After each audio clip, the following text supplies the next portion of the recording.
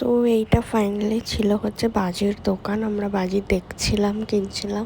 And এইবার মানে আমি 3 দিন ধরে বাজি ফাটিয়েছি গাইস, 3 দিন। আরও ফাটাতাম, বাট আর এনার্জি ছিল না। আমি মানে একবার বাজি কিনিনি, আমি র্যান্ডাম 3বার বাজি কিনতে গেছিলাম। কারণ ফার্স্ট দিন ফাটিয়ে শেষ হয়ে গেল, আবার নেক্সট দিন যাচ্ছি, আবার নেক্সট দিন যাচ্ছি।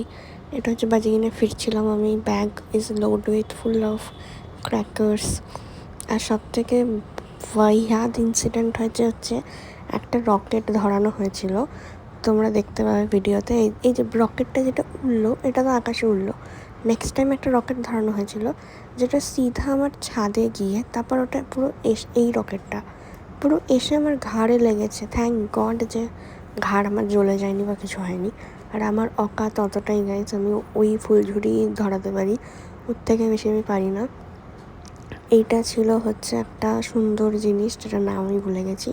আর এইটা খুব একটা মানে ভয়ঙ্কর জিনিস ছিল। আমাকে বলেছিল আকাশে উড়ে গিয়ে এটা ফাটবে, বাট এটা এরকমভাবে ফাটলো না। আমার মনে হচ্ছিলো যে ক্যামেরাটা এবার মনে হয় আমার কোনো একটা হ্যাম্পার হয়ে যাবে। পুরো উড়ে মানে ছিটে ছিটে আসছিলো আমাদের দিকে এই ব্যাপারটা। তো যাই হোক, এটা আমি পাকামো মেরে একা কিনতে গিয়েছিলাম, ওই জন্য এই জিনিসটা হয়েছে। এটা তো চোরকি, তোমরা সবাই জানো। আর এটা মনে হয় আই গেস সাপবাজি ছিল। আমার সাপবাজিটা খুব সুইট লাগে। তোমাদের কেমন লাগলো ভিডিওটা আমাকে জানি।